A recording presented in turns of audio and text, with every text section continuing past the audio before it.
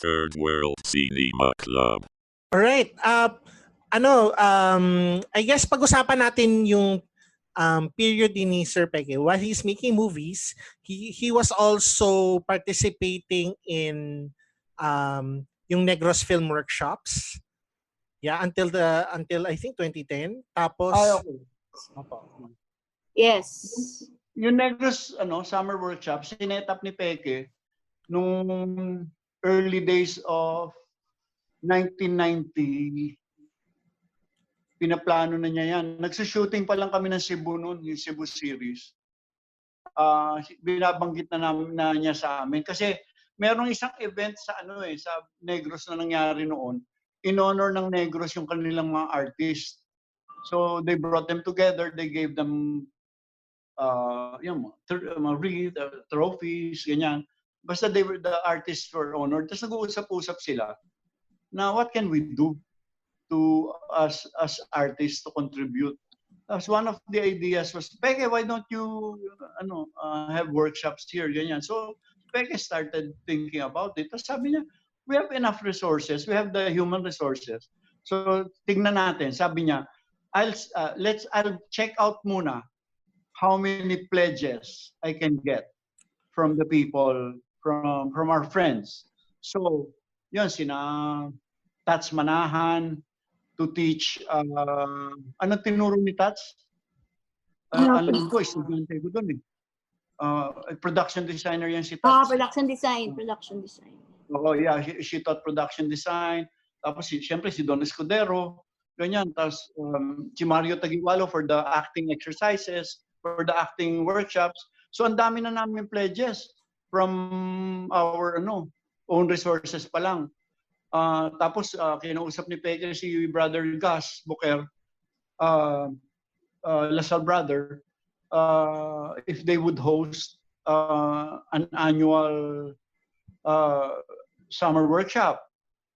Say, go. We won't charge you anything, but in return, can we credit some of your workshops which may be relevant to our mass communications program? Will you allow us to have it credited? Oh, of course. Siyempre, may malaking problema rin naman yon na built-in. Kasi DepEd, para ma-credit, dapat may tama ba ako, Teddy ko? Dapat may master's degree yung nagtuturo? I don't know about that. I have no degree. Anyway, parang ganon. Ang daming dropout.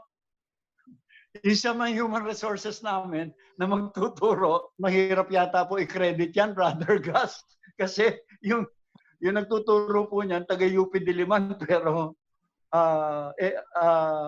electrical engineering po ang kinuha niyan, pero hindi po yan, wala po yan diploma. Mga ganon. Pero anyway, natuloy din yun noong 1991 eventually, and it lasted for what, 20 years? Yes. More than 20 years. For exactly 20 years. So, ang dami namin produkto na mga na ngayon, mga active dito sa industriya natin sa pelikula. Proud na proud kami dyan. And it turned Bacolod especially into naging naging fertile ground for filmmakers in general. Ang daming naging product niyan. At saka proud na proud ako na halos lahat there was a time, halos lahat ng art dep ng GMA, Ilonggo. Lahat ng galing sa workshop namin. Kasi they received very, very good training, not only in art direction, in being part of a production design team, but we're prouder na natutunan nila sa Negros Summer Workshop, yung discipline. Yung discipline. And yung ni Peke, na be good, be the best of what you're doing. Love what you're doing. So, ang laki ng contribution yan. Siyempre si Peke talaga yung inspiration nung workshop na yan. Siya yung example talaga ng discipline and professionalism.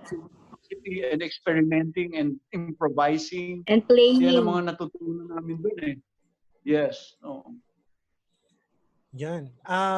I guess punta na tayo sa pag-usapan natin ng konti yung for many people, yung pinaka-seminal film ni Direk Peke. You may not be involved in the production, pero ayun, Oro Plata Mata. Could you tell us just a few words about what you thought of the film, or if Direk Peke shared any stories with you? Yeah, could you please share it with us? Oro was very, very difficult for Peke to do. Lagi niyang, lagi niyang kaaway yung producers niya eh. Mahirap kumuha ng pondo eh. Opo. Nung, I don't know if he was overspending or basta hirap na hirap siya eh. At fortunately, yung producer na naka-assign sa kanya from Film Center, remember, this is an Amy Marcos project. Ang executive producer si Charo Santos, no? Pero yung representative ni Charo Santos, buti na lang, this fantastic girl, taga-Pisay din yun eh, si Isabel Sumayaw, not my batch, I'm first batch. So, it cannot be my batch. Siguro 5 batches lower. Si Isabel Sumayaw, na naging assistant ni Armida for the longest time, long after that. Siya yung tao ni Charo na naka-assign kay Peke. She would do everything para lang maibigay yung gusto ni Peke. Talaga she would lie to the accountants of the ECP, of the Experimental Cinema of the Philippines. Yeah, wala siyang pakialam, basta wag niyong bibitinin ng shooting ng Oro. Because we're seeing history in the making. Na-realize niya, Peke directing is awesome. Can you just imagine watching?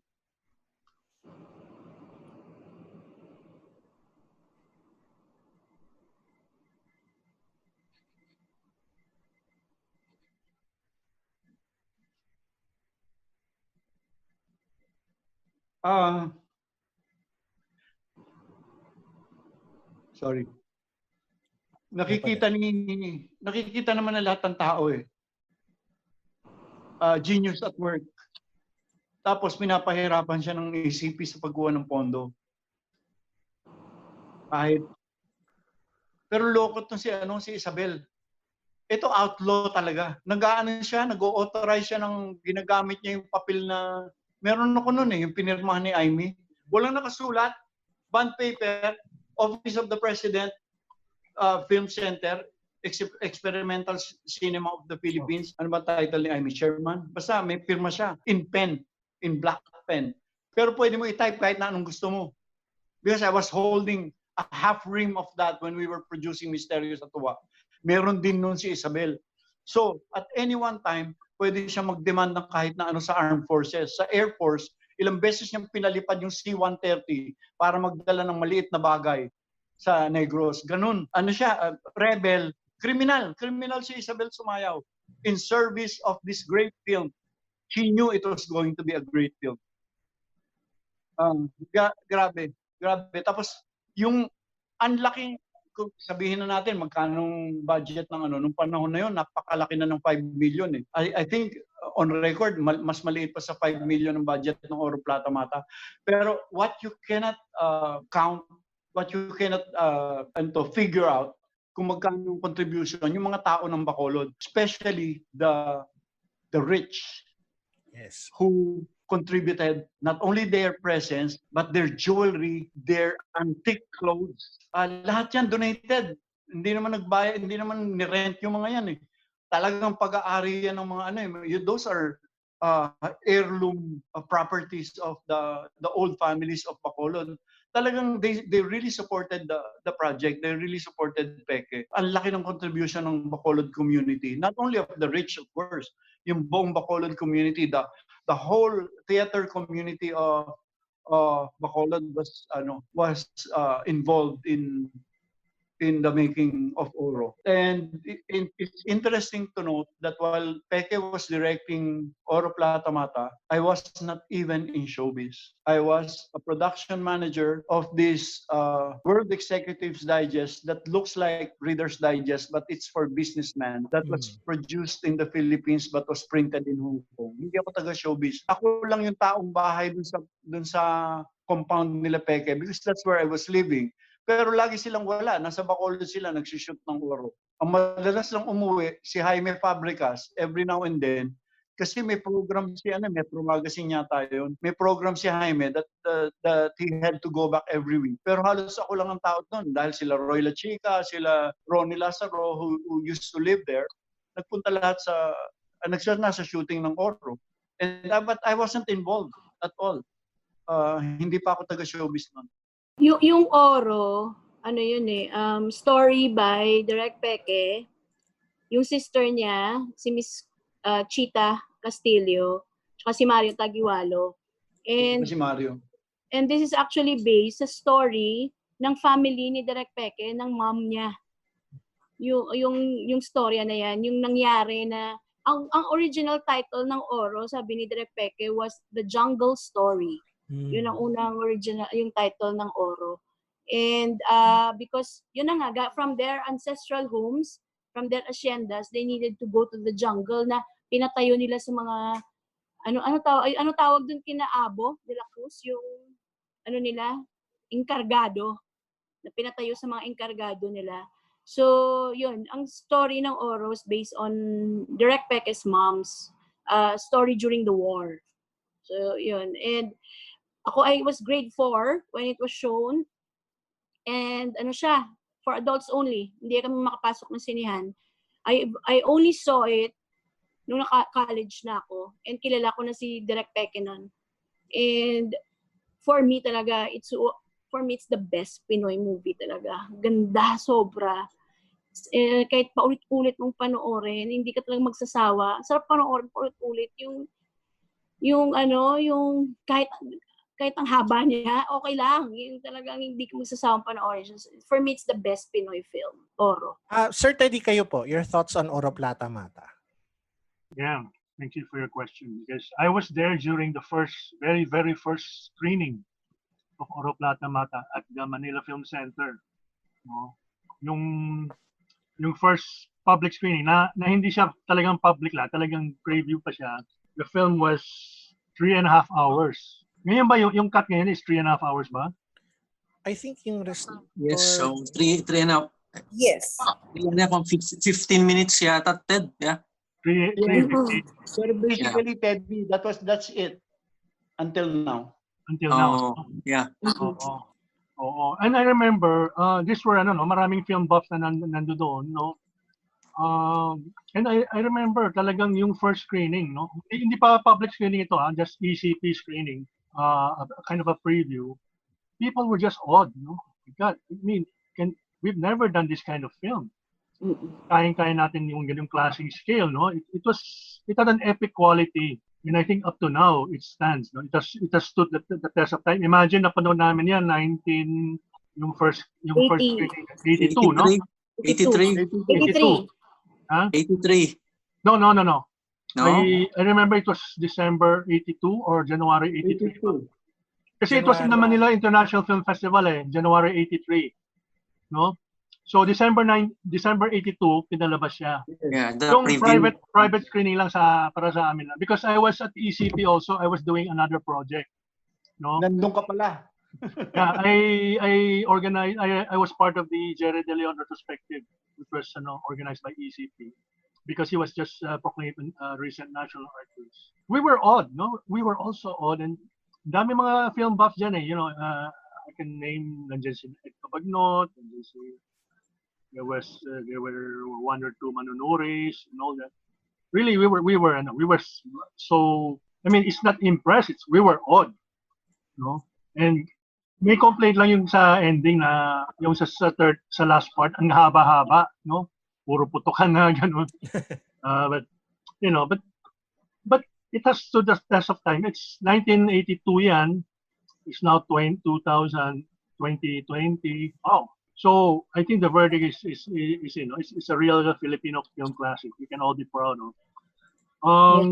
I also want to cite. I also made one contribution to Oro, not in the film production, no, but I remember Isabel Sumayaw. I've met her, no. We were because we were walking along the halls there in the offices of ECP, which were at PICC. Nandiyan yung mga opisina ng ECP. Si Isabel, nakilala mo. And one time Isabel just we were just acquaintances, no, hindi naman good friends kami or what. Sino ko yung pwede mag-design ng poster ng Oro Plata at saka Himala? So I recommended to people I knew, who were good friends. I said, well, there's Cesar Hernando and there's Vic Dolotamo. So kilala naman ni Isabel yung dalawa, kinontact niya. So Cesar went on to design the poster of Himala, and Vic Dolotavo designed the poster of Oro Plata Mata. So even the poster has become very iconic, no? The key art for Oro Plata. See, two of the best, both of them passed away last year, by the way. Two of the best, number 1 and number 2 film poster designer of Philippine movies. Yan. One more piece of about Oro, really interesting, is the final edit, director's cut, was 5.5 hours. Oh my God! Everybody wished that there's an extant version of that. Di ba, Teddy? Sayang. Anyway, when it was 5.5 hours, pinanood nila. Kasama nando si Isma. Sabi ni Isma, Peke, you cannot release that. Hindi pa uso si Kidlat Tahimik nun. Si Isma actually kicked Peke out of the editing room. Don't, leave me with Jess Navarro. You're too in love with your scenes. You're too in love with some scenes. They're not needed. Ganyan si Bernie. Get out. So, Bernal actually had a big part in cutting it down to 3 hours and something. Because it's true. It happened to us. It happens to all directors. You fall in love with certain scenes for many reasons. Ako, the most common reason being, walang yan, hirap akong i-shoot yung lintik na eksenang yan. Tapos itatapon ko lang. Yung ganun nanghihinayang ka. Dahil naaalala mo kung yung blood, sweat, and tears it took to shoot that scene for several days siguro. Tapos ilalaglag mo lang sa sahig ng editing room. No way. So it takes yung parang an American would say you're too close to the project. Yung ganun. Pero same effect. So si Bernal helped cut down Oro into its present length, which Peke was very thankful for, because there were many shots that he didn't want to let go, that in the final analysis, when pag pinanood mo, oh yeah, we didn't need that. So si Bernal threw it all away. Ayan. Sir Onat, your thoughts on Oro Plata Mata? Yeah, it's my number 1 Galiaga film, yung Oro Plata Mata. Actually, na-reject ako dyan sa Manila Film Center kasi I was in grade 3 nung sinama ko nung mga cousins ko. So hindi ako nakapasok, So dinala nila ako sa Harrison Plaza. Pero bumalik sila siguro after ng mga ilang days. They saw the film again. Tapos napanood ko na lang sa Pelikula at Lipunan. Yun nga lang, yung disjointed yung print niya. Yeah. So I follow it there. And then napanood mo yun. Yung baliktad yung reel 8 and 9. Yung reel, yeah. Direct, yeah. Sa Pelikula at Lipunan na, yeah. Doon ko na siya napanood, So sa akin parang napaka-proud. Proud ako as a Filipino after na mapanood ko talaga. And there was an applause sa lahat ng screening ng Pelikula at Lipunan. Kasi parang every year pinoprogram siya ni Nick De Ocampo noon . Every February, laging kasali yan. Yeah. That's my thoughts on Oro Plata. Yeah, ako personally, parang may sinabi si Sir Teddy kanina na it still stands even today .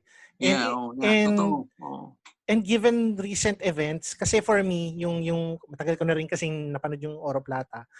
For me, it's how people deal with this parang collective life-changing event eh. Parang shared trauma eh, no? Na may pinasok na on observations on class, yung mga Burgese versus yung working class. Yeah. Yes. Yeah. In the time of war. In the time of war, and now we're fighting with a war with an invisible enemy, Yeah. and we're all experiencing this this shared trauma. So In the meantime, you're falling in love. yes, Everything is happening to you. yeah, kasi wala namang break yon kahit na may gera eh. Tuloy pa rin yun eh. Mga anak, Hormones are always there. They Yes. don't care if there's a war. Exactly. yes. Oo. So, for me talaga, sobrang resonant pa rin itong pelikulang nito hanggang ngayon eh. Lalo na ngayon. Kasi parang ganun din yung nararanasan natin eh. May parang similarities, kumbaga, dun sa na-experience natin. Yeah, just to add din dyan, nung mapanood ko na yung first Shake, Rattle, and Roll, doon ko lang na-remember yung name ng filmmaker. Ang pag-pronounce ko pa nga nun was Pekwe. Nung makita ko sa screen during the last sabi ko, parang familiar ka ako yung name. So binalikan ko, he's the one pala who did Oro Plata Mata. Yeah. Yun. Yeah. Ayan. Mga ka-club dyan, Third World Cinema Club, may comments ba kayo sa Oro Plata? Ikaw, Ses. Sa akin, ito na yata yung first na restored Peke Galiaga film na napanood ko. Okay. Dati kasi napanood ko siya sa Cinema One, pero pangit yung copy nun. So, buti na ni-restore niya na years later. Ang masasabi ko lang, maraming, I definitely agree. Kung ako siguro si Peke nun, ayokong masayang lahat ng shoot ko. So, I can only imagine how difficult it was to shoot. Pero if I have to pick one or two, or siguro one na lang, para sa akin, seminal point yung ginawa ni Joel Torre na scene, na pula yung background at kailangan niyang barilin si Exactly. Yun. So that was for me, napanood ko siya nung restored na version. Parang yun yung kumbaga turning point na ng buong kwento. So, yun. Kailangan niyang barilin si Kule Desma na hindi Yes mo po. maunawaan kung ano siya dun sa pelikula. Dahil Kule Desma was one of the biggest victims. Siya yung nahulog sa sahig ng editing room. Oh, sayang. parang feeling ko nga po malaki yung storya niya sana. Parang dinialogue na lang siya eh. Okay. Siya yung anak na, kasi di ba parang yung everyone's traumatized by the war, and then may mga nare-rape na mga anak ng mga sendero. And na-dialogue yun na yung isang anak, siya yun, si Kule Desma yun. So siguro hindi na siya, siguro meron pang backstory yun na hindi natin nakita. So backstory niya. Ganda. Parang dun, Bakit siya naka-gown? Bakit siya naka-debut, debutant gown? At naglalakad sa gubat. Yung mga ganon. Ang galing din eh. But, so it turned out unintentional on Peke's part, that it became a very mysterious factor in Oro Plata Mata that a lot of people always ask about. Ano ba talaga ang role ni Kule Desma? Ano nga po ba? Kasi naalala ko sa Q&A nung restored version, may gustong mag-elaborate on that na parang akala nila yung fantasy lang siya ng buong kwento, ganyan. So, share. Ano siya, anak siya ng isang asyendero na ni-rape ng mga tulisan. Kasi 'di ba si Shireen kinidnap ng mga tulisan. She was raped by the tulisans. Kaya siya nandun sa bathhouse. Kinidnap rin siya, anak siya ng asyendero, kaya nasira ulo niya. It was in the dialogue. It was somewhere there, buried in the dialogue. Yeah, I forgot which part. Akala ko multo siya, joke. Yeah. Parang ghost kasi. Napakaganda niyang multo, in fairness. At ang galing niya umarting multo. Pero parang pwede rin siyang interpret as alaala ng war eh. Isa sa remnants ng war. Ako, when I saw the film, when I saw the film for the first time, the Manila Film Center. And of course, there was the commercial screening later on, with several cuts, by the way. Siyempre, nung 82, 83, hindi pa siya certified classic. So it was interesting to hear about the comments and I think kayo as young critics, you have to if you can find reviews written during that time, you can see that wala pang masyadong sasabi na, uy, classic ito. Uy, this is a great film. Yun. There were, of course, some. This is actually the situation also with many other Filipino films that have become classic now. You should, for example, yung Maynila sa Kulang Liwanag, try to read the reviews that were current during its time, that were written when the film was still new. There have been reviews that said, oh, this is not a very good film. Oh, mga ganon. Ako, I remember when we were watching it, after we watched it, we realized, marami ring references si Peke. No? We're not saying that he copied from other filmmakers, but he was certainly inspired. No? And if you see, for example, yung Cotillion dance sequence in the mansion and all the gliding cameras, that was very, very much, and Peke, I think, acknowledged that, inspired by Michael Cimino's Heaven's Gate. Wow. Okay. Peke actually mentioned that. And then the burning of the city, and then, while they were leaving, that was very much like the Gone with the Wind, yung burning of Atlanta, and then the shots at the end, when the shootout at the end, daming tapos may close up na may na-splatter na ulo, that was very, very much Sam Peckinpah. Yeah. So si Peke, you can see that Peke was such a film buff. Marami rin siyang naalala, like Quentin Tarantino, marami rin siyang. And even Martin Scorsese, they borrow a lot from other great films that they've seen, and assembled together. Pero talagang original kasi nagiging original siya because nandiyan naman yung puso at yung sariling kwento din ng filmmaker, yun. So all these borrowings actually are legit, I mean, many filmmakers do that. Yun. Yeah. Pero di ba Ted, Oro was supposed to go to Cannes during that time? Oh. No. That's a different. No? That's a matter for a different discussion because iba ito, the politics of international film festivals. I was at the Manila International Film Festival. I was at the second Manila International Film Festival. Pierre Richan was there. Okay. And many other international critics. And I heard both sides. There were some who liked Oro. There were some who did not like Oro. And basically, the politics behind international film festivals goes something like this, that for certain countries, for example, like China, Asian countries, and especially Philippines, Southeast Asia, hindi pwedeng, usually may yung mga festival directors and programmers, may mga manok sila . Unfortunately for Peke, I think nauna na si Lino. So parang that's why even Ismael Bernal did not have an easy time getting into the door because for this shall we say film festival people who try to anoint this is the next great filmmaker and all that. Mga kingmakers sila . Meron silang kanya-kanyang kandidato at manok. This is how it went. Pero Onat, where did you hear that it was supposed to go to Cannes? I never heard about it. Nabanggit ni Direk yun when I go to Bacolod, nung first meeting ko sa kanya sa Bacolod dati. Yeah. But I can't remember lang yung person that they wanted it to cut.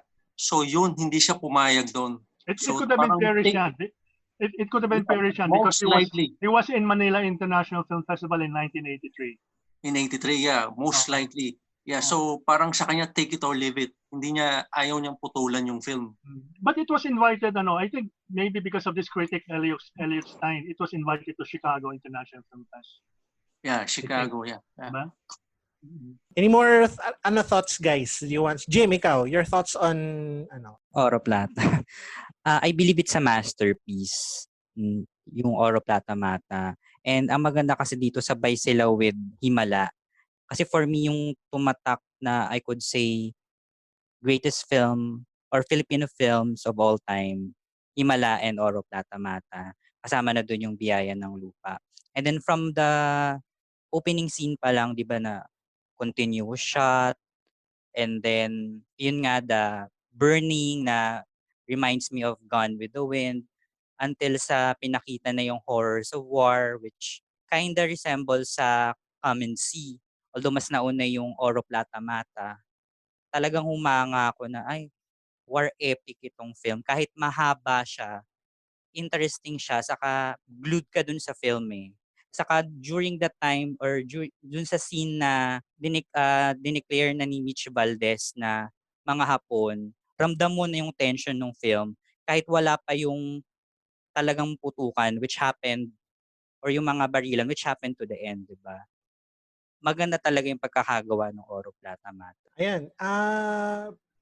Paul, do you have anything to say about Oro Plata? First of all, hindi ko siya napanood ng buo sa original niya kasi una, alam ko may mga eksena hindi mo na makita sa dilim.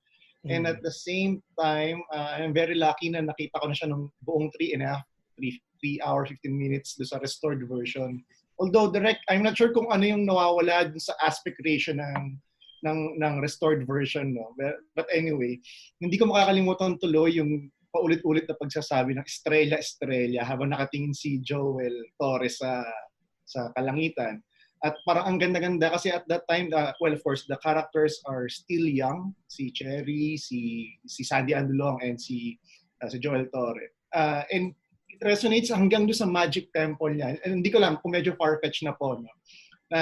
The film actually is a coming out of age during a time of war na may gera ka na hindi mo rin naman talaga nakikita yung kalaban mo. Walang literal na conflict, walang kalaban na Hapon. Bumabalik ka, ang totoong kalaban mo yung mga Tulisanes, yung mga kapwa Pilipino. Taga doon din, yes, mga kapwa. No? So parang yung Magic Temple, years later na parang, meron ka 3 bata ulit na coming out of age din yung kwento na ang ganda-ganda. They're all looking at the sky pero nasa ground lang pala lahat ng magiging sagot sa problema nila. Na ang ganda-ganda na gera ito pero tungkol pa rin sa kabataan. Rafi and Louie, meron ba kayong gustong i-share regarding Oro Plata before we go to our last segment? Si Rafi muna, sige. Rafi. Perfect. May isang parte ng pelikula na talagang until now, hindi ko isinabi to ng isa sa mga karakter. At I'm sure, and I can attest also for many of my friends who have seen it and for many other people who have seen the film. And the line is, naging hayop ng lahat sa atin. Ang digmahang ito, ginawang hayop tayong lahat. And its message reflects the current status of our society. It was a reflection of the society at the time. It was a reflection of our history. And for me, kapag nakikita natin ang kasaysayan, naaalala natin kung ano yung mga hirap na dinanas ng mga Pinoy, lahat ng mga tunggalian na kinailangan nilang harapin, tunggalian sa mga banyaga sa mga dayuhan, tunggalian sa kapwa Pilipino at syempre ang tunggalian sa sarili. Tama si Kuya Paul nung sinabi niya kanina na Oro Plata is a coming of age. It's a coming of age war film for me kasi nakita natin kung paano nagbago yung mga karakter eh. Nakita natin kung paano hinubog ng kasaysayan, kung paano hinubog ng giyera, kung paano hinubog ng panahon ang kanilang mga katauhan, kung paano nagbago si Miguel, kung paano nagbago si Trining, kung paano nag-iba ang kanilang perspektibo ng buhay. Dahil yun sa giyera, dahil yun sa pag-aalipusta, dahil yun sa lahat ng mga dinanas nila. And for me, I am very picky with war films eh. Kasi parang I can't stand war films, not because hindi ako fan, but because whenever I look at a war film or whenever I see a war film, I always remember the pain and suffering every single people had been in it, had experienced at the time. And you can only feel it so much when you see it on the screen. What if you were in that time? Paano kung nandun ka sa panahon na yun at naramdaman mo yung naramdaman mo? So, Ngayon, nasa isang panahon tayo kung saan meron tayong digmaan na hinaharap, isang digmaan na tahimik, isang digmaan na hindi nakikita ng mga mata natin. And Oro Plata Mata, when I recently saw it, yung restored sa... It's a film that is both timely and timeless at the same time. And what I love about the film is that it will always be a reflection, and it will always be a film about and for the Filipino people. Konti lang, wala akong masyadong alam na pelikulang Pilipino na nag-depict ng war as well as Oro Plata Mata. For me, dalawa lang yun talagang naaalala kong pelikula na nag-reflect ng Filipino war films, na Filipino wars perfectly. Yung una is yung 3 Taong Walang Diyos ni Mario O'Hara, played wonderfully by Nora Honor and Christopher De Leon and Bembol Rocco. And nandun si Peke. Artista siya dun. Nandun siya? Siya, Peke Galiaga. Siya yung mistisong friend ni... Confident. Christopher De Leon. Christopher De Leon. Oh, siya pala yun. Okay. Now you know. Charot lang. And yun, yung pangalawa is yung Oro Plata Mata. Siguro, tawag dito, kung napanood ko siya sa sinehan, the way na narinig ko yung testimonials ni Sir Onat, ni Sir Teddy, I'm sure na I would have the same harrowing experience that they've had before. And I feel like it's a necessity for every single Filipino to see Oro Plata Mata because kailangan nating makita, kailangan nating maramdaman kung ano yung hirap na naranasan ng bawat Pilipino. Kailangan nating maalalahanan ang lahat ng hirap na kailangan nating harapin para mapunta tayo sa isang panahon na naghihirap pa rin tayo. Kumbaga, ganito tayo noon. Ganito pa rin tayo ngayon. Ginawang film title. Yun. Title drop. Yung dun, di ba? Production. Part ng production. Rafi tuloy. Louie, your thoughts on Oro Plata Mata? Okay. I'll come clean. First time ko siya napanood ever nung Wednesday sa Cinema One. Okay. And I'll never forget how captivated I was by its opening minutes. It'll need further assessment from me kasi medyo unfocused yung viewing ko nun. Pero ang nag-stand out sa akin, how the 3 acts are all different from one another yet still the same. Parang retained dun yung humanity nila. While at the same time, nagde-devolve. Nag-evolve at the same time, nagde-devolve. Parang paradoxical no? Oo, paradoxical. Ang galing. Yeah. I love the screenplay din and the direction, of course.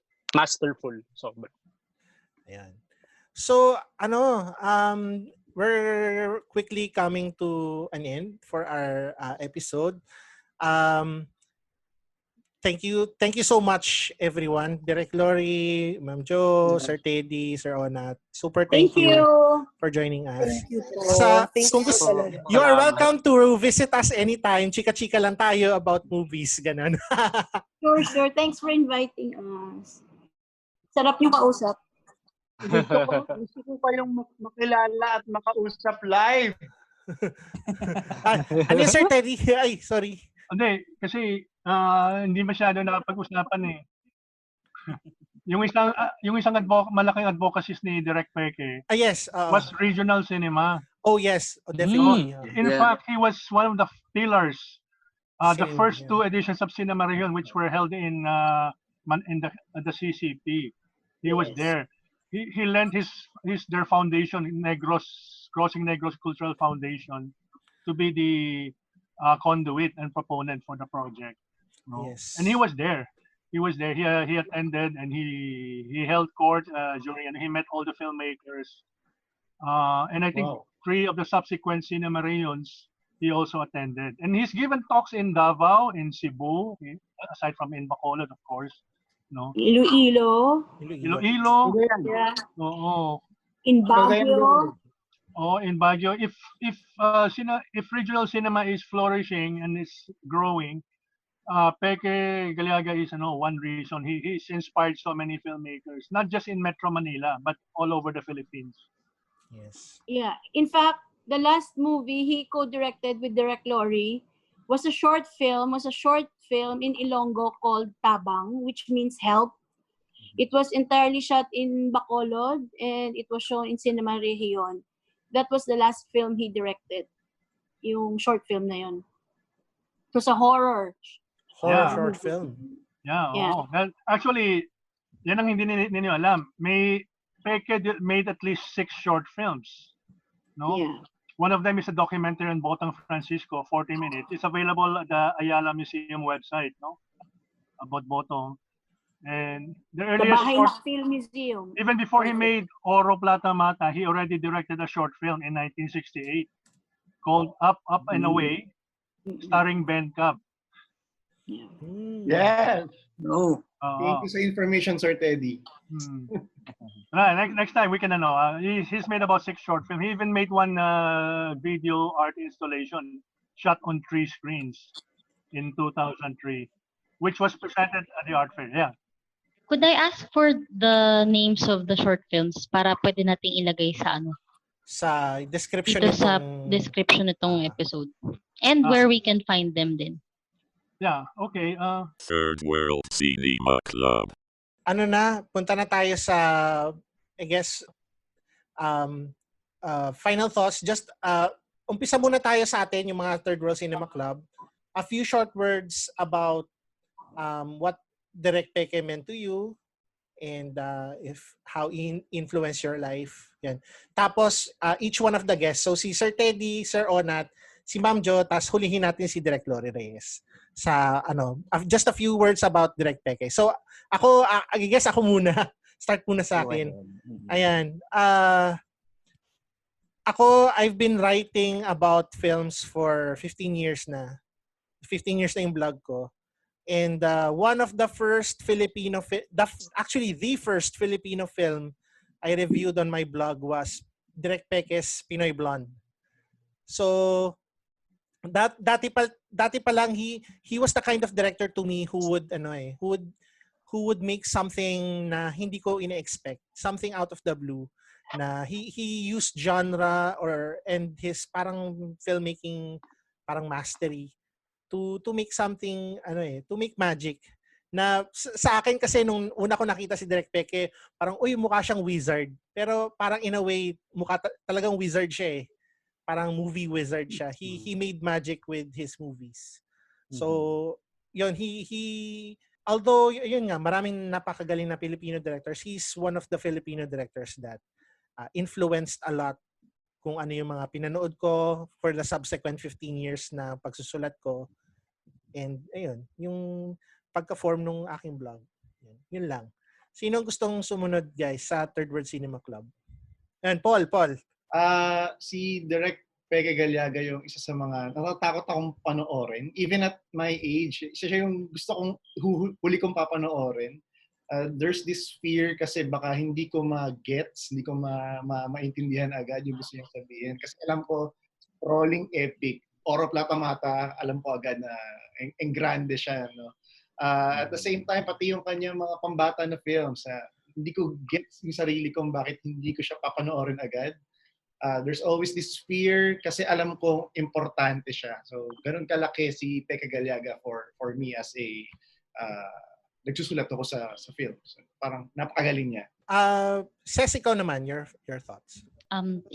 Siguro yung ma-share kong experience na katulad nung kay Sir Teddy and Sir Onats about Peke nung dun sa experience nila sa Oro Plata Mata was after no screening, nakita ko sa parking lot si Joel Torre. Tapos napatitingin lang ako sa hindi ko alam kung anong gagawin. Kasi parang, alam mo yun, parang para sa akin, isang influence dun si Direk Peke. Kasi hindi mo makikilala yung mga actors like sila Sherry Hill, sila Joel Torre, kahit nga yung 3 bata sa Magic Kingdom, Magic Temple, hindi mo sila makikilala if it weren't for Direk Peke.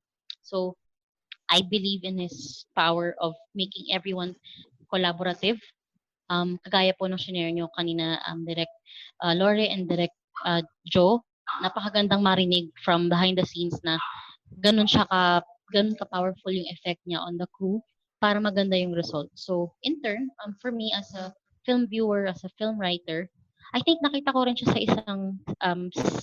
isang run ng Cinema Region. At natakot talaga akong lapitan siya kasi sabi ko parang hindi ko alam kung kaya ko siyang kausapin. Wait lang. Ayun. So, hindi ko po alam kung kaya ko siyang kausapin ng diretso. Pero, he really had a huge impact na ang galing kasi na-cover niya lahat ng genres from children's films to horror to erotic to war films. So, napakalaki ng contribution niya and there's really no one like it. Jim, your thoughts on Direk Peke? Ako kasi si Direk Peke, isa rin siya sa favorite kong Filipino film directors, no? Alongside Lino Broca, Ishmael Bernal, ganun. And tulad ng sinabi ni Ces or ni Princess, napaka-diverse nung genre nung films niya, no.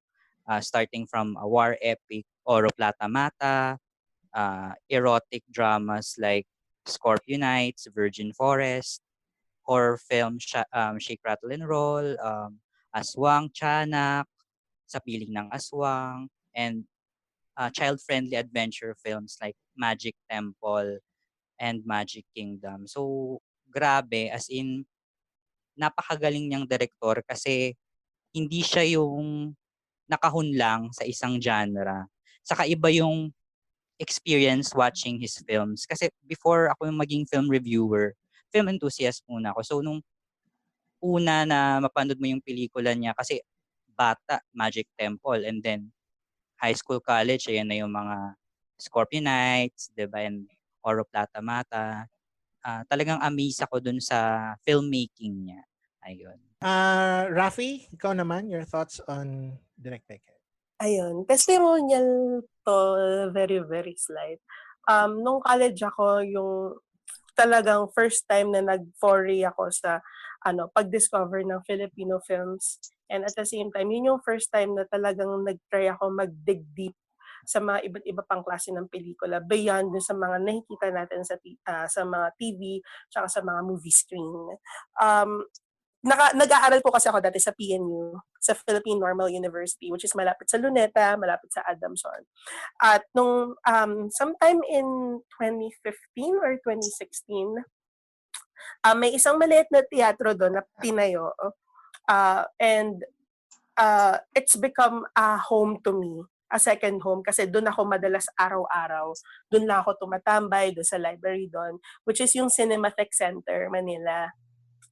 Isa sa mga unang napanood ko po doon sa Cinematheque is yung tambalan ni Direk Peke at ni Direk Lore na Sonata, which is kasama si Carlo Halandoni at kasama si Sherry Hill. And at the time napanood ko na yung Sunset Boulevard. And for me, I consider Sonata as like a Filipino film equivalent of Sunset Boulevard in the sense na si Sherry Hill very much portrayed the sensibilities of Norma Desmond. And I remember, yan yung unang pelikula na napanood ko sa Cinematheque na talagang iyak ako ng iyak. And I remember it vividly. Naka-uniform pa ako nung pinapanood ko. And I was just in awe and I was just crying the whole time I saw it. And after nun, panood ko na yung Oro Plata Mata, panood ko yung Scorpionites, Virgin Forest. Then I realized na Peke Galiaga is one of the most talented genre directors that I have ever seen. Hindi siya nakakahon sa isang box or sa isang lugar kung saan nadidikta ang kanyang mga ideya, ang kanyang lahat naman nasa isip niya sa apat na corner. Hindi. Lahat yon kaya niyang i-express yung mga ideas and thoughts niya in a way na maka-capture yung attention mo. With a war epic like Oro Plata Mata, which is a seminal classic, to something very erotic and passionate, but still remains to be a reflection of the Philippine society at the time, like Scorpionites, to a fantasy film that can capture children and children at heart like Magic Temple. Peke Galiaga is, without a doubt and no question in mind, one of the most important directors in Philippine cinema. Agree. And wala na ako ibang masabi. Yun lang po talaga. Ayun. And last but not the least, for Third World Cinema Club, syempre yung guests pa natin. Louie, your thoughts on Direk Peke? Si Direk Peke, I have to say, yun nga, ngayon ko lang na-discover yung mga works niya. And somehow sa akin, may regret. Kasi, di ba, kayo kinalakihan yung Magic Temple, yung mga films niya. Parang na-miss out ko na rin yung mga yun. Pero ngayon, nagkaroon ako ng drive para i-explore yung films niya. Ngayon nasabi niyo na he's a masterful genre filmmaker. And doon napanood ko Oro Plata Mata. Grabe, proof talaga yun. Sterling proof yun na isa siya sa pinakamagaling na Filipino filmmakers we've ever had. We've ever had the pleasure to have. Mm-hmm. Sorry, I don't know if I'm making sense right now, pero ayun.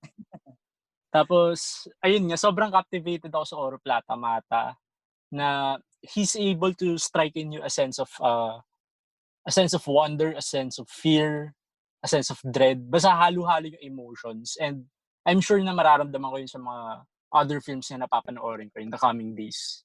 Yun lang naman. He will be missed talaga kasi he's truly a master. Sobrang laki ng contributions niya sa Philippine cinema. Ayun lang naman po. Ayun. So, our four guests, Sir Teddy, your any final thoughts on the Direk Peke? Okay, final thoughts. Brief lang, no? Actually, I have so many things to say, but of course I will keep it. There's no doubt about the great talent and skill and genius of Peke Galiaga as a filmmaker, no? But you know, his career was also prolonged. Remember, he had a heart attack in 1984, 85. I think I'd like to thank, Lori Reyes and Joe Macasa, because without the two of you, baka, we might have lost Peke much earlier. Natuloy pa yung career niya for another generation, no? Oh, yes. So that's why we are the richer for it, no? Ang dami pang nagawang films, and then, mga advocacies niya. And I got to be together with him the 3.5 years I was with him in the cinema committee at NCCA. Dami kong natuto sa kanya. And I can say that as a human being, he's one of the most generous persons I've known. Like, for example, when I first visited Bacolod in 2006 as one of his guests sa Piaya Film Festival, no? After that, he, tinatour niya ako dyan sa, yung bahay dyan sa, Oro Plata Mata, yung mansion ng Gaston. Mansion. Yeah. Gaston Mansion, and then he also brought me to Victoria's Sugar Milling, and then where I saw the painting of the Church of the Angry Christ. Oh my God, that was really unforgettable. And that shows how what a generous and great human being he was, no. So I can never forget that. Yun lang. And yung treatment niya sa iyo, hindi na tinitingnan kung mayaman ka, mahirap ka, o mas mataas siya sa iyo o mas mababa. He treats everybody equally, with respect. Kinakausap niya lahat. And I'm sure, and I'm so privileged to have known Peke. What a great man. Yeah. Sayang, we lost such a, but we'll never forget him. Yun. Thank you, Peke. Yeah. Sir Onat, your po? Yes, Direk Peke is really a visionary, Saka he covers all the types of films, lahat halos from action, meron siyang action, may comedy, and then may adult and fantasy horror. So I think one thing more, I kept on defending him also sa mga friends ko, kasi they say when he partnered with Direk Lori, parang nag-jive yung films niya, which is actually hindi naman ganun kasi there was still yung mediocrity, wala pa rin sa vocabulary nila yun eh. Nandun pa rin there's a kind of visual touch pagka pinapanood mo ngayon yung lahat ng mga pelikula nila, So I may say, kung hindi maabot ng isang crowd yung isang Peke Galiaga, there was Lori Reyes also. So parang nagbabalance yun. So in a way, nag-reach sila ng audience, mas lumawak pa yung sa team up nila. So si Direk left us siguro some of the best legacies in Philippine cinema, no, like Oro, and then Virgin Forest, Scorpio Nights, and the Shake, Rattle, and Roll series. And he mentioned it to me before na yung actually parang trilogy na rin yung Oro, Plata, Mata, Virgin Forest, and Isang Araw Walang Diyos, or yung Wakwak nila ni Direk Lori. So parang it was a sort of war trilogy yung tatlo na yun. Which yung tatlo na yun, pagka pinanood mo rin ngayon, still very, very relevant. So nandun yung timeless ng mga films niya. Saka parang yun, like what I said earlier, nandun yung legacy na iniwan niya. Parang sa akin, mahirap na rin ma-achieve yung ganung level. So when he died, parang part of my love for Philippine cinema died then, yung half. Kasi actually, I grew up with all his films then, from the 80s. So that's what I can say about Direk Peke. Saka one thing more, nung last na conversation namin, actually, parang, hindi ko alam, parang sort of premonition na rin, when I told him na, sabi ko, Direk, may plans na i-restore yung Shake, yung First, sabi ko, kayo na lang yung natitirang filmmaker doon. Kaya ako, sabi ko sa kanya, sabi niya, Onat, mo na lang, ihabilin mo na lang kay Lori. Sabi niya gano'n. Hindi ko alam na parang, na pala yun, parang sort of premonition na, Pero hindi ko na mainisip na gano'n. Basta yun yung huling niya, na kung matutuloy yung restoration, let Direk Lori supervise it. Yun ang isang hindi ko malimutan din sa kanya. So pagka naiisip ko, parang naiiyak din ako. So yun, and si Direk generous din, hindi rin siya, kumbaga, parang akala mo he's very snobbish, pero all people, all walks of life, he can relate din. So ganun siya.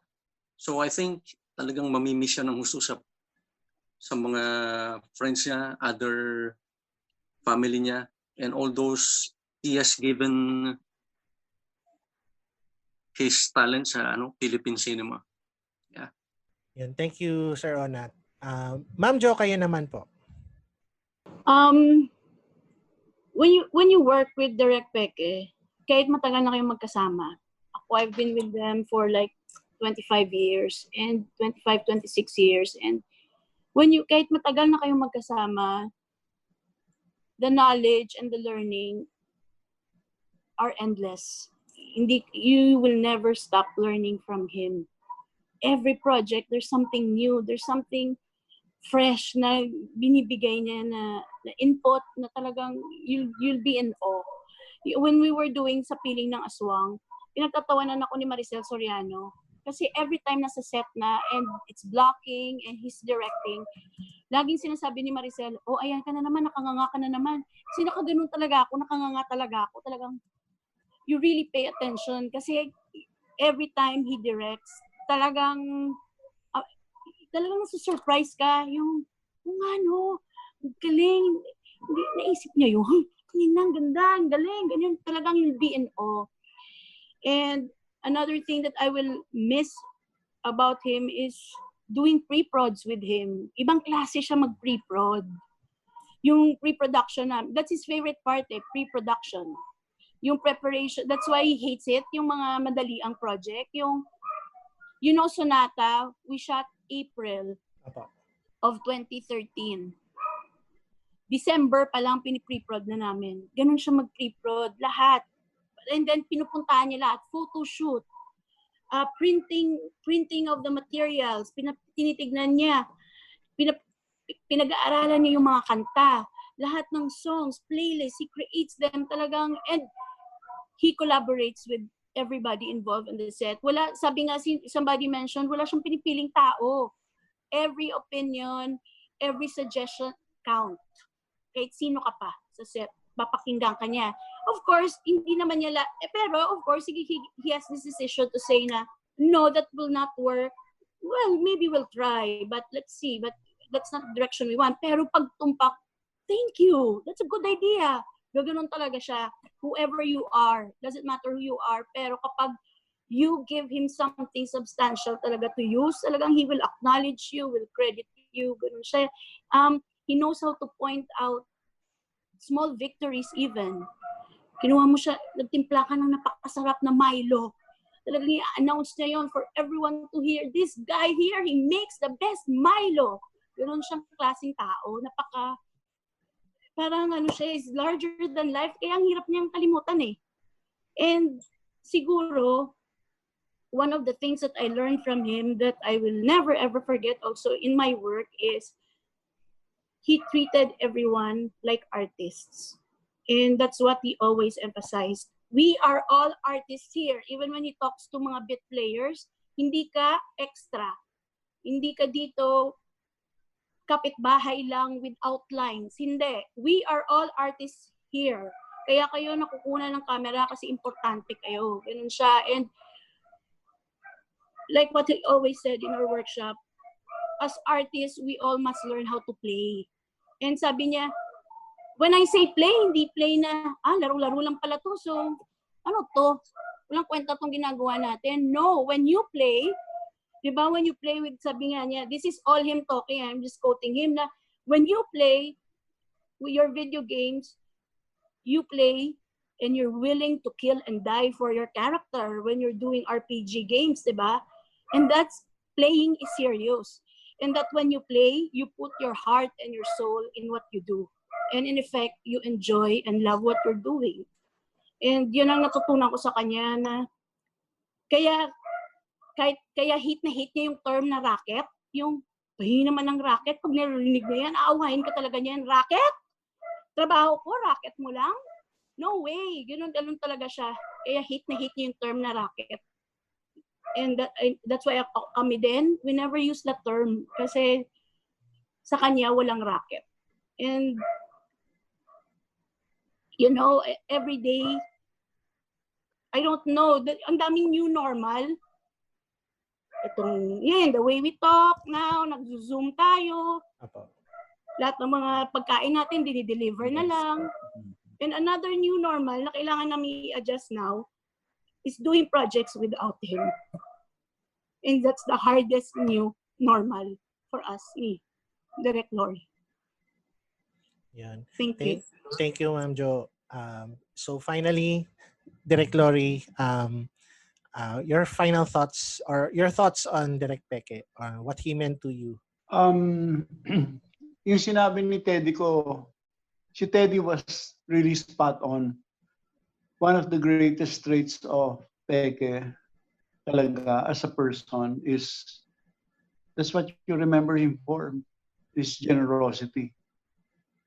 Meron siyang, he has this generosity of spirit that translated into his being a very good collaborator. You know? Kaya lagi siyang may his first film, he had a co-director. Magaling siya mag-collaborate with his musical director, with his script writer, with this actor. He allows them to grow. He allows them to improvise. Yung hindi siya control freak at all. He's the total opposite of a control freak. Yun na nga nag-translate yung generosity of spirit niya into, he became a very good collaborator because of that. Yung binanggit nga ni Joe, one of the most exhilarating experiences you can have doing a Galiaga film, a Galiaga Reyes film for that matter, is the script reading, which ginawang institution niya ni Peke na no matter how long it takes, we are going to read this script line by line, no matter how long it takes. And babasahin nyo. Tapos pagdating dun sa part na merong that has to say that refers to something about production design, sabihin niya, production designer, for example, when we were doing this in Gangland, Bradley, so that was our American productions. Bradley, what do you see them wearing? Ganyan. Hayop siya sa collaborator. He really gives you a feeling that you have something to contribute. Grabe yung respeto niya talaga sa mga independent disciplines, sa mga expertise ng mga tao. Grabe yung respeto niya. Ramdam na ramdam mo, walang pagka-plastic. So, yun.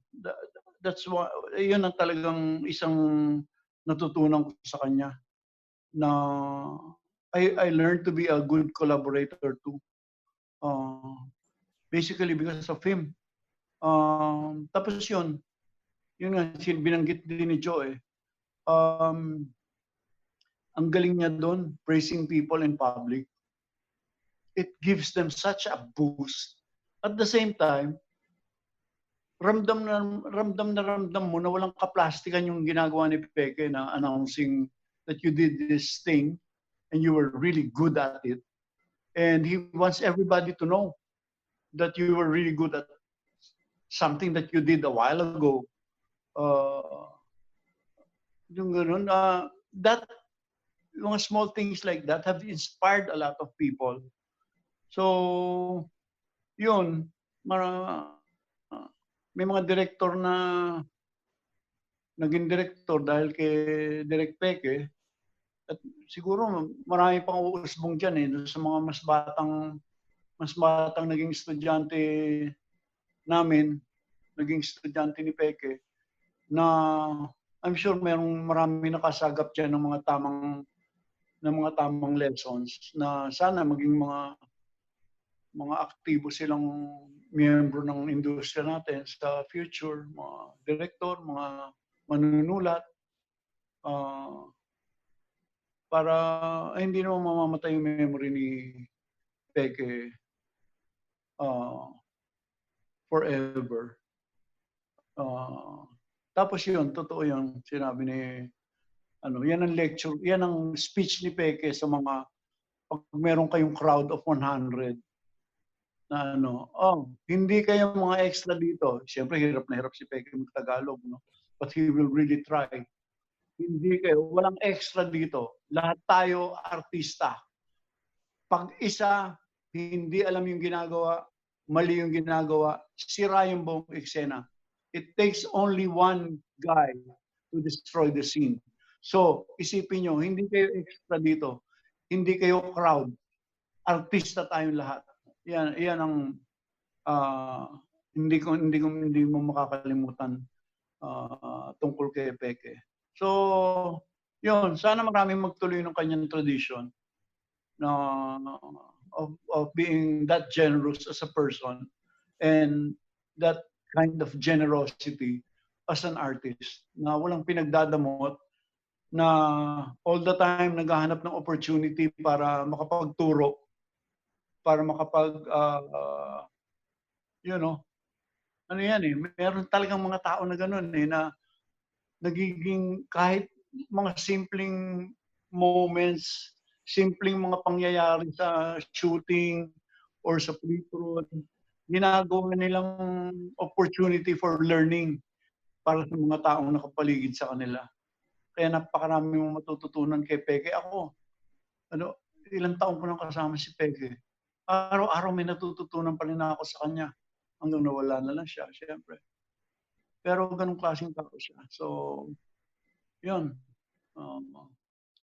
This time be forever. Peke will be forever. Ayan. Thank you so much, Direk Lori. And also our guests for joining us once. Ayun. Sa ulitin po. Hopefully in happier circumstances, of course. Pero here we are, we're celebrating naman Direk's work. We're celebrating a man's life. Yes, exactly. So, yun. A toast to Direk. A toast to Direk Peke. A toast. Anang Turban. Legendary legend. Ayan. I request for applause from everybody for Peke's Yes. passing through and making the world a better place. Thank you.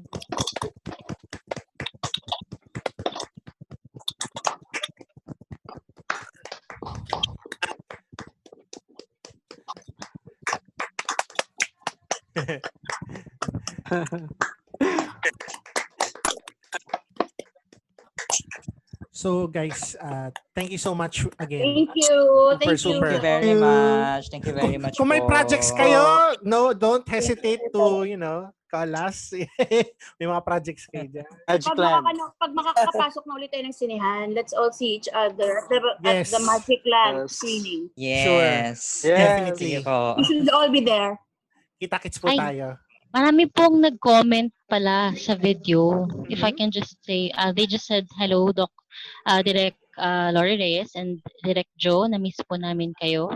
From Junel Navarro Hernando, Erickson de la Cruz. Chambag. Yes. And Mans Alimon also said hello. Okay. Tapos mga 5 po yung nagsabi na kamukha ko daw si Ana Larosea. So thank you. Hindi po ako si Ana Larosea. Thank you. Ayun, tapos yun. So marami naman tayong viewers. So thank you po for joining. Kamag-anak mo ba yung 5? Na nagsabi? Opo. Friends mo? Kanina. Actually po, 10 lang yung listeners namin. So 15 na sila dahil sa mga kamag-anak ko. Charot lang. Thank you, everybody. Thank you po. Thank you Salamat rin po po. ng marami. Thank you very much Joining. po. Salamat po. Salamat For po. joining. Princess. Thank you po. Pahilitin pa.